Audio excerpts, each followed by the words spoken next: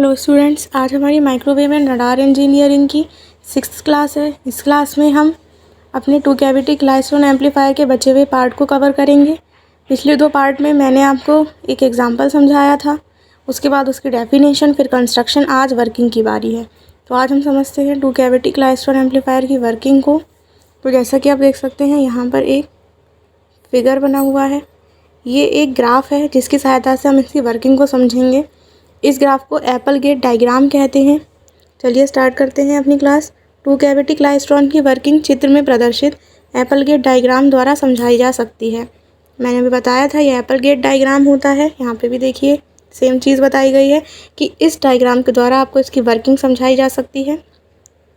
इस डायग्राम में ध्यान रखें कि सेम वेलोसिटी वाले इलेक्ट्रॉन को सेम स्लोप वाली लाइंस द्वारा शो किया गया है। सेम वेलोसिटी वाले इलेक्ट्रॉन्स को सेम स्लोप वाली लाइन द्वारा प्रदर्शित किया गया है। जैसे कि आप देख सकते हैं फिगर में ये वाली लाइन, ये जो है सेम स्लोप्स वाली लाइन है। अब वेलोसिटी बढ़ने पर लाइन का स्लोप बढ़ा है, जबकि वेलोसिटी कम होने पर लाइन का स्लोप घट रहा है। आप देख सकते हैं फास्टर लिखा है, यहाँ पर लिखा है स्लोअर। इसका मतलब है कि वेलोसिटी बढ़ी तो लाइन्स का स्लोप बढ़ गया। ये बीच का गैप देखिए बढ़ गया। यहाँ पर वेलोसिटी कम हुई तो लाइन्स का स्लोप घट गया। देखिए बीच का गैप कम हो गया। ये देखिए बीच का गैप कम हो गया। तो ये है इस लाइन का मतलब। चलिए आगे बढ़ते हैं। जब इलेक्ट्रॉन बीम ग्लास ट्यूब में अपनी यात्रा शुरू करती है तो सभी इलेक्ट्रॉन की वेलोसिटी सेम होती है, पर जब इलेक्ट्रॉन गैप 1 को पास करते हैं तो इस गैप के अक्रॉस वोल्टेज के अकॉर्डिंग उनकी वेलोसिटी कम या ज़्यादा हो जाती है।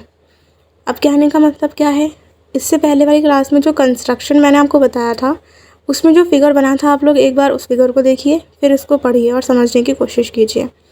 जैसे कि इसमें कहा गया है कि जब इलेक्ट्रॉन बीम ग्लास ट्यूब में अपनी यात्रा शुरू करती है तो सभी इलेक्ट्रॉन की वेलोसिटी सेम होती है, पर जब यह इलेक्ट्रॉन गैप 1 को पास करते हैं तो इस गैप के अक्रॉस वोल्टेज के अकॉर्डिंग इनकी वेलोसिटी कम या ज़्यादा होती है। मतलब क्या है, जो हमने इलेक्ट्रॉन बीम बनाई थी, जो डैश डैश डैश डैश से शो करी थी, जब वो अपनी ग्लास ट्यूब में यात्रा शुरू कर रही है सभी इलेक्ट्रॉन की वेलोसिटी जब सेम है, लेकिन जब ये गैप 1 यानी कि बंचर कैविटी से गुजरती है तो गैप के अक्रॉस जो वोल्टेज लगा होता है उसके अकॉर्डिंग इनकी वेलोसिटी कम या ज़्यादा होती है। यानी कि तब उस वोल्टेज के अकॉर्डिंग हमें क्या करना पड़ता है कि इलेक्ट्रॉन्स की वेलोसिटी मॉड्यूलेशन करना पड़ता है।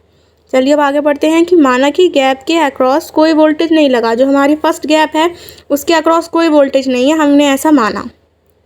ऐसी स्थिति में इलेक्ट्रॉन की स्पीड पर गैप को पास करने पर कोई भी प्रभाव नहीं होगा तथा वह कलेक्टर पर उसी वेलोसिटी से पहुंचेंगे। यानी कि माना हमारा कोई इलेक्ट्रॉन है, जब वो गैप 1 को पास कर रहा है, कब पास कर रहा है, जब गैप 1 में कोई भी वोल्टेज नहीं है, तो क्या उसकी वेलोसिटी का मॉड्यूलेशन होगा?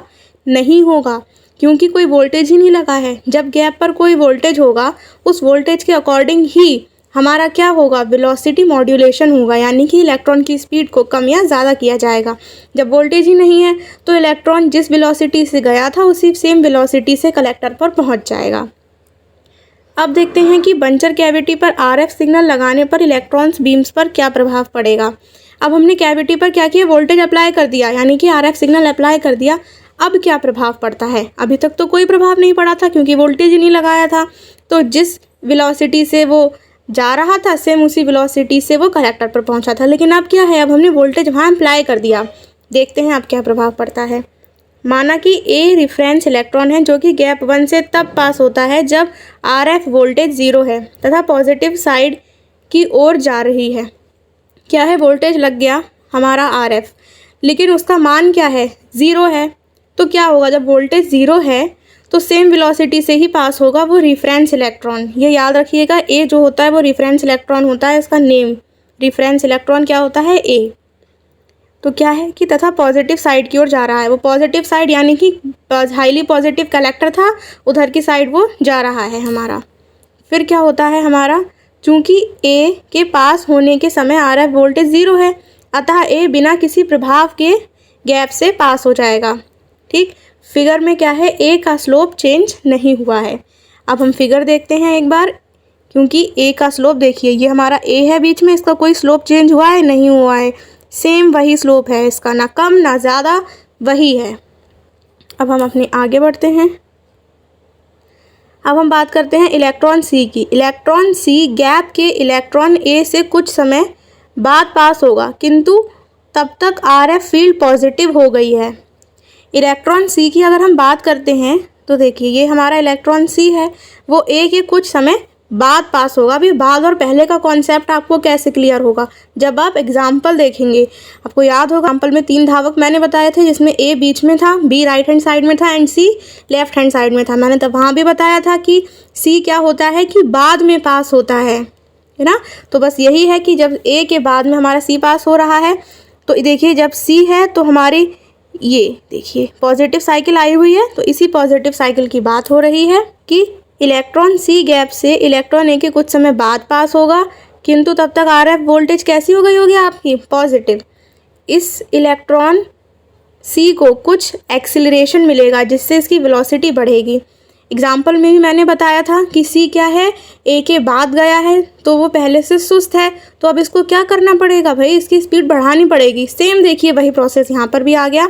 आपको क्या करना है, सी क्या है, थोड़ा सुस्त है, उसको एक्सिलरेट किया, वेलोसिटी उसकी बढ़ गई, पॉजिटिव साइकिल पर आ गया वोल्टेज आपका, तो अब क्या हुआ, इसकी वेलोसिटी बढ़ गई, वेलोसिटी मॉड्यूलेशन हो गया। कौन सा वाला, बढ़ा दिया हमने इलेक्ट्रॉन की स्पीड को, जिससे यह गैप 2 से पहले ए को कैच कर लेगा।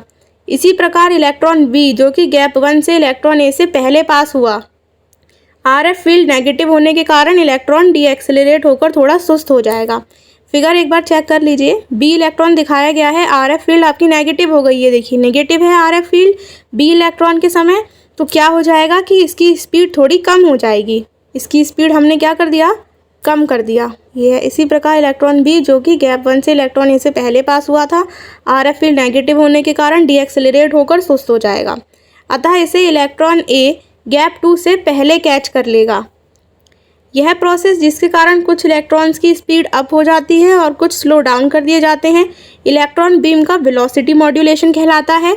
ये चीज़ मैंने आपको पहले भी क्लियर की थी, देखिए यहाँ पर भी बताई गई है वेलोसिटी मॉड्यूलेशन क्या होता है। तो इस प्रकार जब इलेक्ट्रॉन बंचर गैप से गुजरते हैं तो उनका वेलोसिटी मॉड्यूलेशन होता है, अर्थात रिफरेंस इलेक्ट्रॉन से पहले जो इलेक्ट्रॉन पास हुए हैं उनकी स्पीड स्लो हो जाती है, और जो उसके बाद में पास हुए हैं उनकी इलेक्ट्रॉन्स की जो स्पीड है वो कुछ फास्ट हो जाती है, जिसे बंचिंग कहते हैं।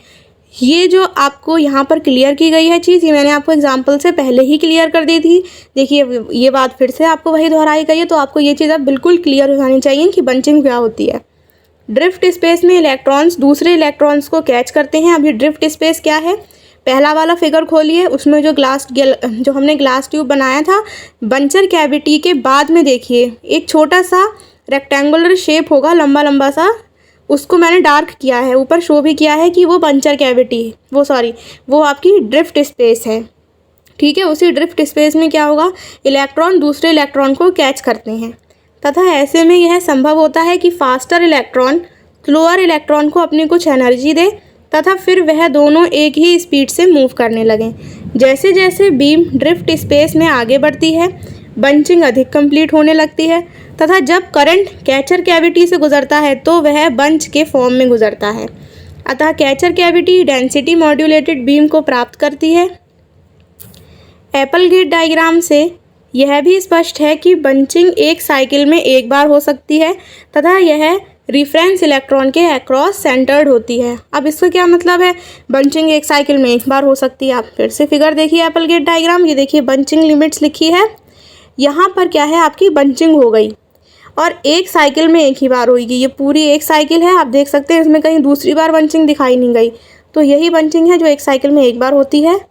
तो स्टूडेंट्स हमारी ये क्लास यहीं समाप्त होती है, तो आप अच्छे से इसके नोट्स बनाइए। देखिए सबसे पहले मैंने क्या बताया था, एग्जाम्पल, इस एग्जाम्पल को आप अच्छे से समझ पाएंगे तभी आपको इसकी कंस्ट्रक्शन समझ में आएगा। देन इसकी डेफिनेशन हो गई, इसका कंस्ट्रक्शन हो गया, इसकी वर्किंग भी होती है यहाँ कंप्लीट। एग्ज़ाम में आपको इसकी जो होता है एग्जाम्पल नहीं लिखना है, वो आपके समझ के लिए था, मैंने पहले भी ये बात बताई है, दोबारा से बता देती हूँ।